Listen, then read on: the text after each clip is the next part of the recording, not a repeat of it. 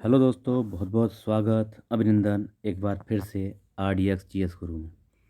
हम भारत की नदियां पढ़ रहे हैं। भारत के भूगोल में भारत की नदियों के बारे में हम लोग पढ़ रहे हैं। तो आज शुरू करते हैं सिंधु नदी तंत्र, यानी सिंधु नदी और उसकी सहायक नदियां जो हैं। तो उसमें सबसे पहले देखते हैं सतलज। सतलज क्या है? इसकी सहायक नदी है स्पीति नदी।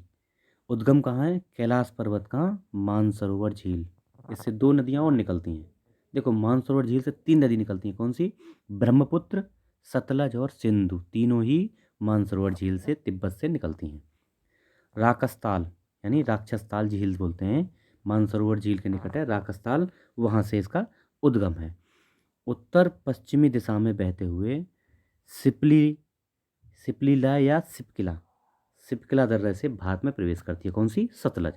सतलज, ये सिपकिला दर्रा दर्रा कहाँ है? हमने दर्रे में पढ़ा था, हिमाचल प्रदेश में है सिपकिला दर्रा।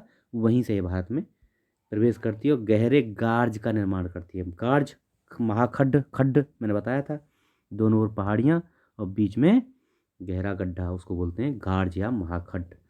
भारत में व्यास नदी का जल पाक में, अच्छा देखो, पाक में राबी, झेलम तथा चेनाब के जल को संग्रहित कर मिठानकोट, यानी मिठानकोट पाक के निकट सिंधु में मिलती है। कौन सी? व्यास नदी का जल पाकिस्तान में राबी, झेलम तथा चेनाब के जल को संग्रहित, इनको लेके साथ में मिठानकोट पाकिस्तान में सिंधु नदी में ये लोग मिल जाती है। और क्या है? 1500 किलोमीटर की इसकी लंबाई है। किसकी? सतलज की। ये हो गया सतलज के बारे में। चलो कुछ और फैक्ट देखते हैं इसके बारे में। ये हगरी नदी हमने पढ़ ली थी। अब देखते हैं झेलम नदी। ये भी सिंधु की सहायक नदी है। वेरीनाग कहाँ पे है? पीर पंजाल पर्वत, जम्मू कश्मीर में है, वहाँ से वेरीनाग से इसका निकास है। वूलर झील, वूलर झील में ये मिल जाती है। कौन सी? झेलम नदी। चिनाब में, यानी वूलर झील में होकर बहती है और चिनाब, चिनाब नदी में पाकिस्तान में जाके ये मिल जाती है। और श्रीनगर क्या है? इसी नदी के तट पर है। कौन से? झेलम नदी के तट पर ही है श्रीनगर शहर। अब हिमाचल, हिमाचल हिमाचल के बारे में देखते हैं। लाहौल स्पीति घाटी में, कहाँ है हिमाचल? लाहौल घाटी, घाटी स्पीति में है, या स्पीतिया घाटी की बात होती है, वहाँ पे पड़ता है। चंद्रा एवं भागा नदियों में प्रवाहित होती हैं। कहाँ से? हिमाचल से, चंद्रा और भागा, जिसको चंद्रभागा नदी भी बोलते हैं। दोनों जब मिल जाती हैं, दोनों धाराएं, चंद्रा और भागा, तब इनको चंद्रभागा नदी बोलते हैं। मैंने ऊपर पढ़ाया था आपको। चंद्रा नदी चंद्रा ताल के निकट से ग्लेशियर से निकलती है और भागा नदी बारानाचला, बारालाचला के निकट से निकलती है। किशन गंगा कहाँ की है? झेलम की सहायक है। देखो, झेलम किसकी? सिंधु की सहायक, और झेलम की सहायक किशन गंगा नदी।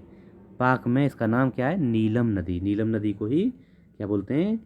किशन गंगा नदी बोलते हैं। श्योक बहुत महत्वपूर्ण नदी है। श्योक ये क्या है?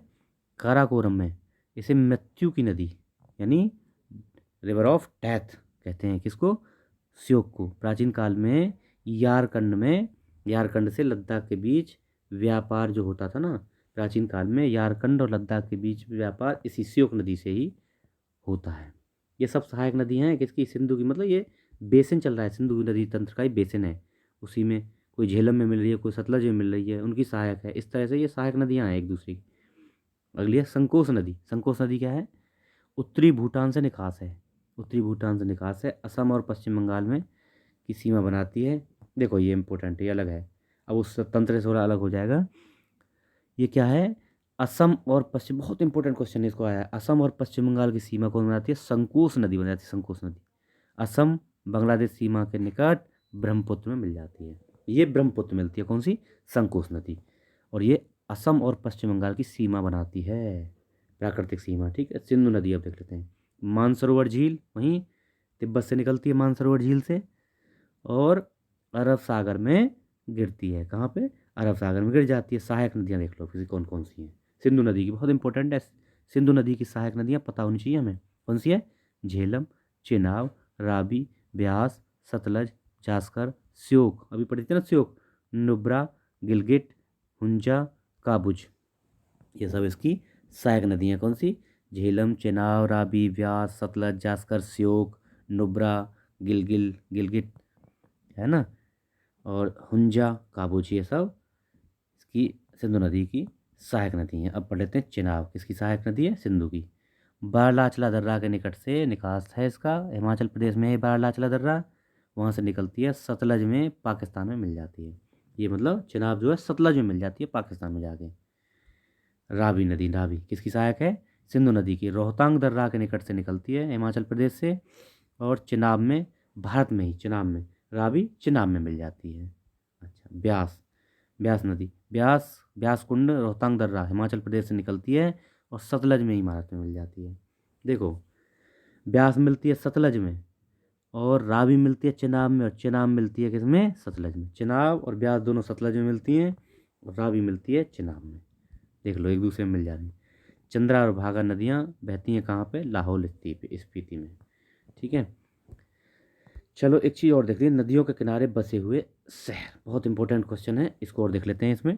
गंगा के किनारे कौन कौन सा? हरिद्वार, सबसे पहले हरिद्वार होगा ऊपर, फतेहपुर, कानपुर, और सबसे बड़ा शहर, गंगा के किनारे बसा हुआ सबसे बड़ा शहर है कानपुर। फिर वाराणसी, भागलपुर, भागलपुर बिहार का, और पटना गंगा के किनारे, ध्यान रखना।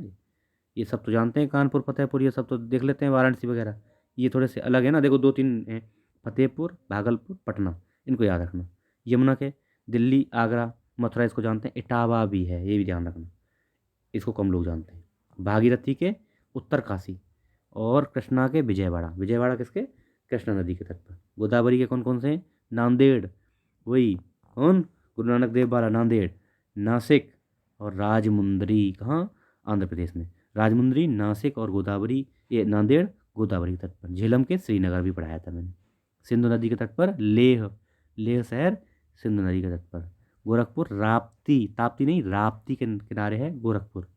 और लुधियाना सतलज के, लुधियाना सतलज। साबरमती के, अहमदाबाद और गांधीनगर, किसके? अहमदाबाद और गांधीनगर हैं साबरमती के तट पे।